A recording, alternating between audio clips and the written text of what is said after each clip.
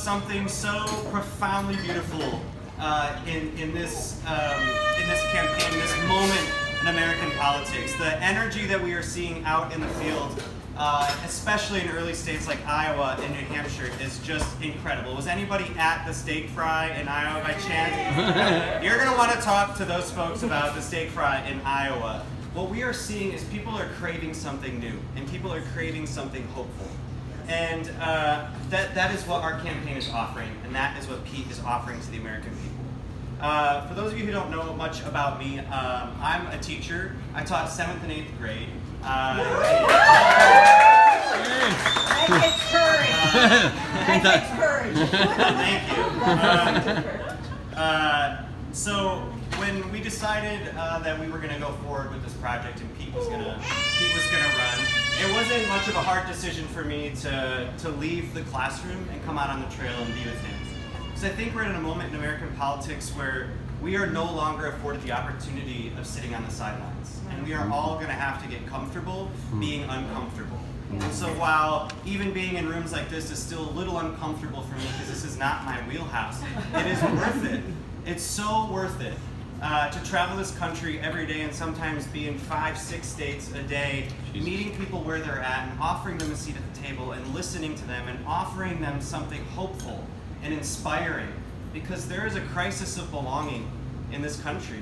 And all of you, just by showing up here today, chipping into this campaign and being part of this story, you are offering that to the American people as well. When I was in high school, I went to a school of about 1,500 students, and 0 students were out. It was unsafe to be out, even 13 years ago. My face hit the floor of those hallways far too many times for being called some really ugly names, just because of who I was. And we are at a moment in our country where it feels like it is open season again. That the targets are on the backs of far too many Americans. No matter who you love or how you identify or the color of your skin or how you practice your faith, this administration has made it open season and has placed a target on the backs of those who are most vulnerable in some of the most marginalized communities. And so traveling the country and getting to meet people and talk about this project and talk about my husband has been such an honor, but it is also such important work.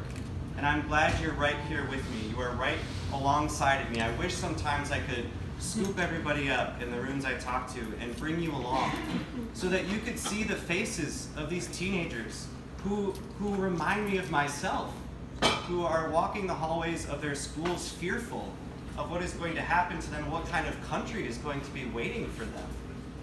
And I wish you could see the way the hope kind of brings color back to their face. When you talk about a White House, an administration, and a politics that believes in public education, that believes in supporting students, that believe trans lives matter. Right? We meet so many kids along the way who ask such simple questions, and they shouldn't be the ones having to ask us if we're going to be there. We're the ones supposed to be solving these issues for them. But I wish you could see it. I wish you could be in those rooms. When we meet these kids who have opened up about the thought of taking their own life. And that is far too common for so many, especially in our LGBTQIA community.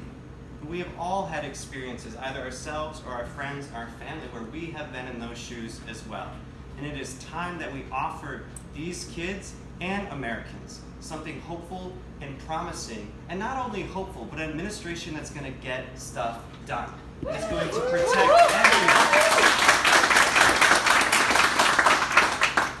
Early on in the process, Pete and I were at a high school rally in Iowa, where we had to move the rally outside because so many people came. And we worked the rope line all evening until the sun went down, and we said hello to every person who was there. And this mom kind of worked her way through the crowd. I could see her coming. And just when you're getting tired and your cheeks start quivering, you've been smiling so long, you've been saying the same repetitive thing over and over again, she made her way up to the front. She grabbed me by the shoulders.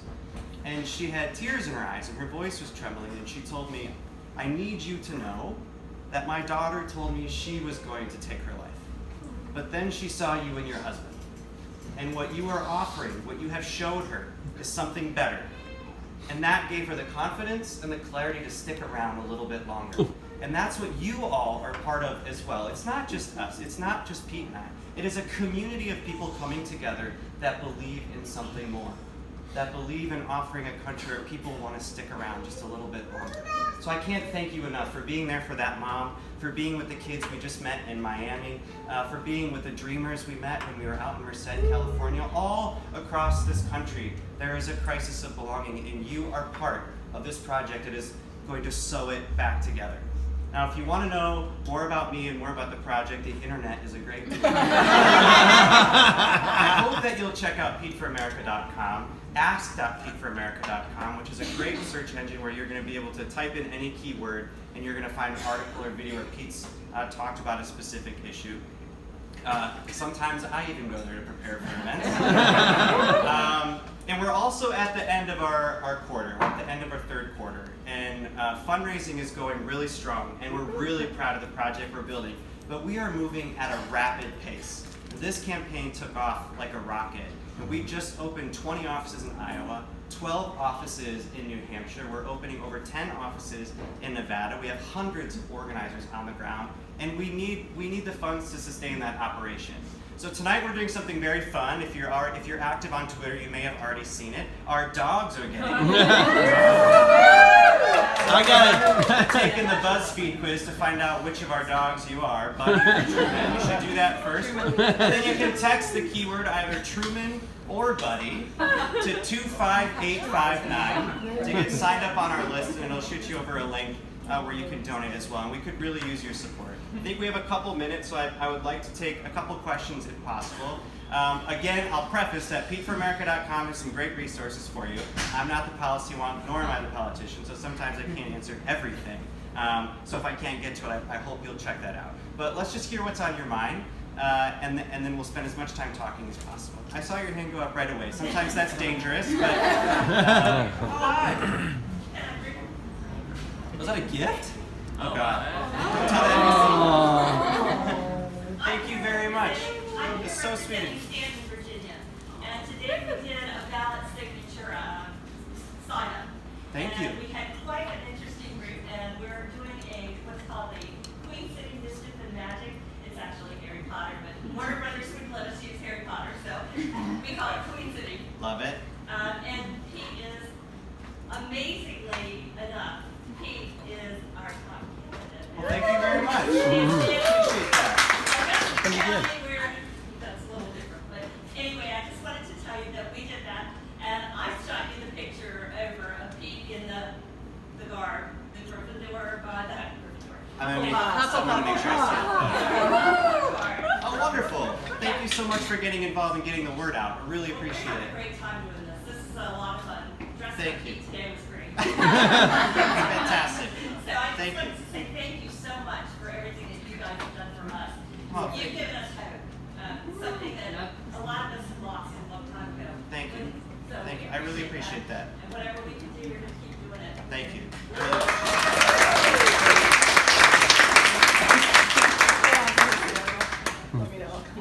That's it? All right, great. Great event. All right. Okay, Chasten, last year people used to ask me all the time, are you having fun? So I'm not going to ask you that, but I'm asking you. What I am going to ask you is, what's been your biggest surprise?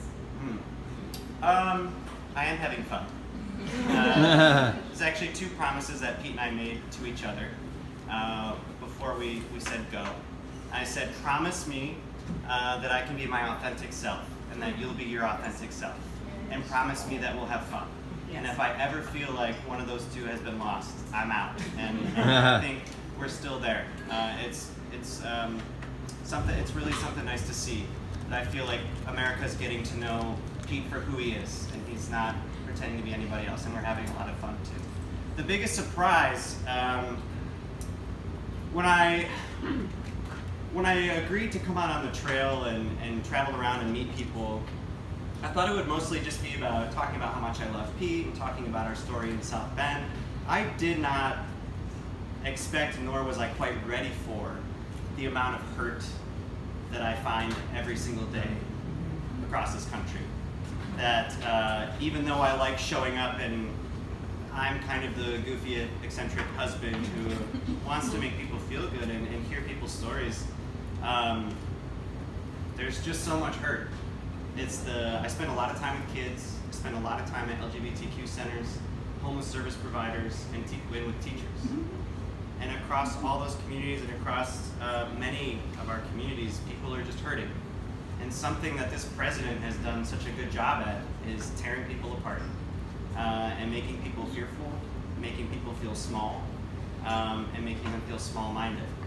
So while I'm happy to come out here and spread the message and joke around, there's a lot of work to be done, and there's a lot of hope to be given. And that's the best part, meeting people and just talking about a hopeful politics, right? And talking to kids, especially some of our most vulnerable kids, about what it would mean to have a president and his husband in the White House who actually believes in children, who believes in offering the next generation something better than what we had. And that takes work, and it takes emotional work too.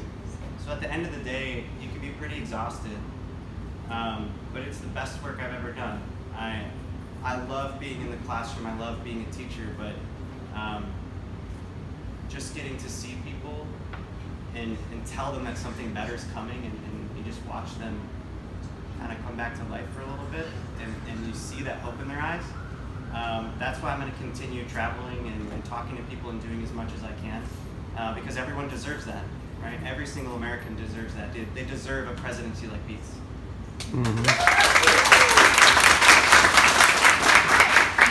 As a follow-up to that question, as the first gentleman, first man, what would your East Wing look like? What would your, what would your... We're gonna have so much fun. Honestly. So the thing about the East Wing and the thing about the White House is that's the people's house. Yes. Right? It belongs to the people. And so I cannot wait to get in there and just throw those doors open and welcome people back into the White House. Yes. And not only welcome people into the house, but go out of that house and do the work. And so part of being gifted that platform and that office is the responsibility of rolling up your sleeves and going out there and doing the work. Right. And like I talked about, teachers and kids and so many people who are just waiting for a politics that reflects them, right? And I don't see any of that coming out of this East Wing. You have the opportunity to do so much good, to bring so much change and to make people feel good about their country and about their White House. And so not only are we going to have fun, not only are we going to show up, just show up for kids, right? Theater is the thing that saved my life, honestly. My high school theater teacher made space for me, and she created an environment where I felt like it was okay to be myself and okay to be different, right? When I came out, it was pretty rough. I slept in my car some nights. I slept on the floor of some friends' apartments on their couches, and did not do well in college the first 2 years. I mean, I was just trying to survive. And when I thought about where I felt most good about myself and my place in the world, it was in the theater and in art. So I went back to theater, and that's why I became a theater educator. And so I just think we need a champion for arts education and arts inclusivity and the arts.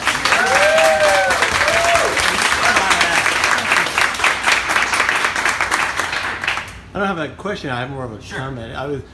One of your HRC dinner gala speeches early on. Yeah. You mentioned about how when you go into the White House and you're going to be first man to choose the pattern. Well, I was joking with somebody a few weeks ago about how he may actually have to go in and sage and do a and have a priest come in and do a what am I trying to? Yeah, exorcism. Thank you. We'll do the sage and then we'll get to doing the work for people. We'll take one more question before we make it just a little bit longer. All right, go back there. Here? Yeah. Hi, I'm Alex. I'm from Las Vegas. Hi, Alex. Thank you for being here. Wow.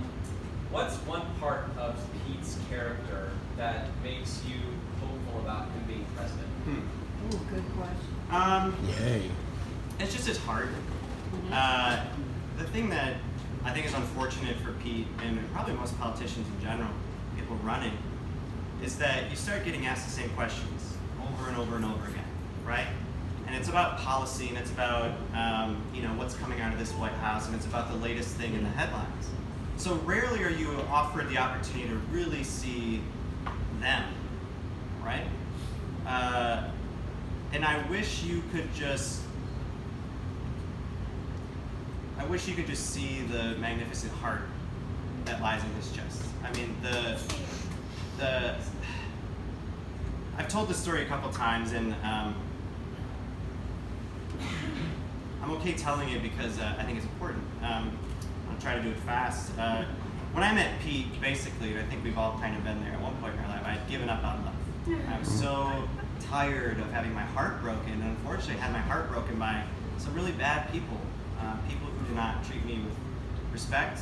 People who were, a little physically and verbally abusive. And so when I met Pete, I just kind of threw it all out on the table for him. It was like, look, my heart's been broken, my heart's been shattered.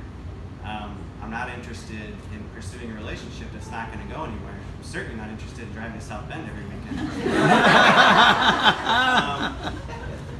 But I took a chance on love again because of Pete, because he had a way of making me feel whole and seen and valued.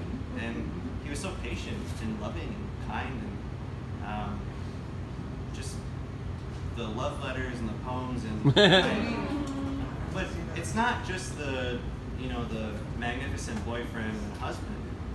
It's the ability to take someone who feels so broken and unseen and make them feel whole and seen again, right? And when you look around this country, there's so many people who feel broken and feel left out and neglected and forgotten. And I think they deserve a president who sees them and believes in them and loves them and cares about them and wants what's best for them. And I hope that he's in that office, because I want every American to feel the same way I felt when I got to say I do to him last summer. And I think you deserve that. I hope we all get it.